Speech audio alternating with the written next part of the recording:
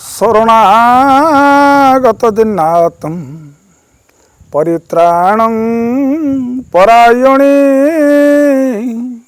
सर्वसाते हरे देवी माँ शारदे देवी नमस्तुते। जय माँ शारदा। आजिकार नीतिवाणी रे आपण मानक पय सुंदर कथाटी आरंभ करने पूर्व मोर परिचय उपरे जानी रखि तांतु। मु हेउची जने साधारण फिलोसोफर प्रवचक सुरेश महाली। केवल ये समाजर मंगल पई आमे ये नीतिवाणी को शेयर करुचु। आपण मानकु जदि मोर ये नीतिवाणी भल लागुथिबो आपण माने गोटे लाइक करिकी सब्सक्राइब कर दियंतु एवं अन्य मानकु ये शेयर कले ये समाजर ये मंगल होबो। नीतिवाणी आरंभ करने पूर्व सुंदर ये कथाटी महाभारत युद्ध चली। महाभारत युद्ध रे अभिमन्युकर देहांत हो गला। आज समस्ते शोकातुर। पांडव 5 भाई माने ये कांदु थांती। सुभद्रा माँ भी कांदु थांती।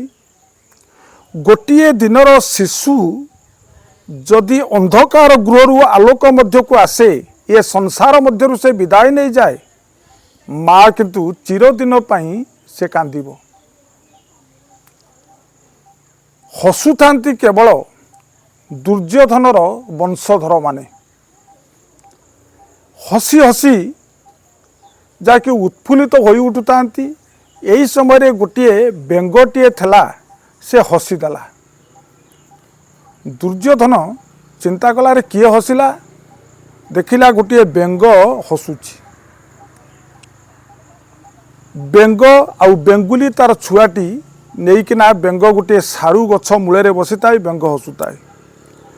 दुर्योधन सेठी कहला हे दूत वर्तमान ये बेंग को मारी दियो। जी आज मो कथारे हसीची ताकू जेते शीघ्र पारुच केवरा मारी दियो। यही समय रे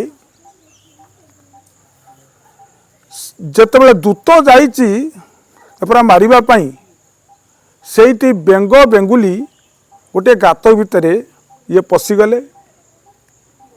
छुआ बेंगटी सेठी रही जाइताए। छुआ बेंगटी की दूत सेठी हाणीदेला। बेंग कहला लो बेंगुली आज जो गर्भरे आज अहंकार बलरे आज ये राजा आज आम छुआ को मारिला से जानी पारुनी पृथ्वी क्षण क्षण के आन। आज जी फकीर काली से अमीर आउ आज जी अमीर काली से भी मध्य हो जाए फकीर। किंतु एतिकी मन रखिता आज जो अहंकार गर्भरे आज ये आज हसुची दिने यही राजा दिने भी से कांदिबो। महाभारत युद्ध एवं चली थाए। दुर्योधनर वंश लोप पाईगला। सेदिन निज पुअर सब उपरे पार होताए ये दुर्योधन राजा। बेंग सेठी बेंगुली की कहला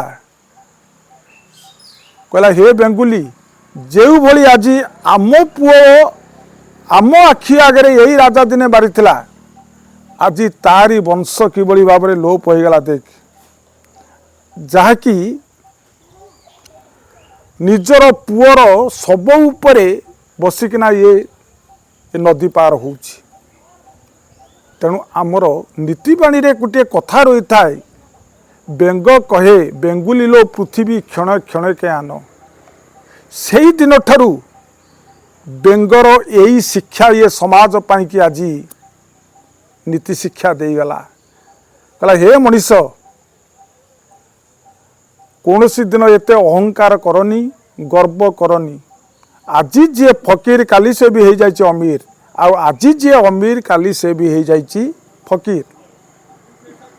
तेणु आज नीतिवाणीर यही मोर थला ये निर्जास कथा। मो कथा को जदि आपण माने श्रवण करिथिबे आपण को जीवन धन्य हो जिवो। आजिकार अनुचिंता घरे जदि महुमाछी हुए जानिबे अशुभदायक घरे जदि महुमाछी फेणा हुए जानिबे आपणकर अशुभदायक आसीगला। एतिकी कही मोर नीतिबाणी अनुचिंता को परिसमाप्त करुच्ची। प्रणाम। जय जगन्नाथ।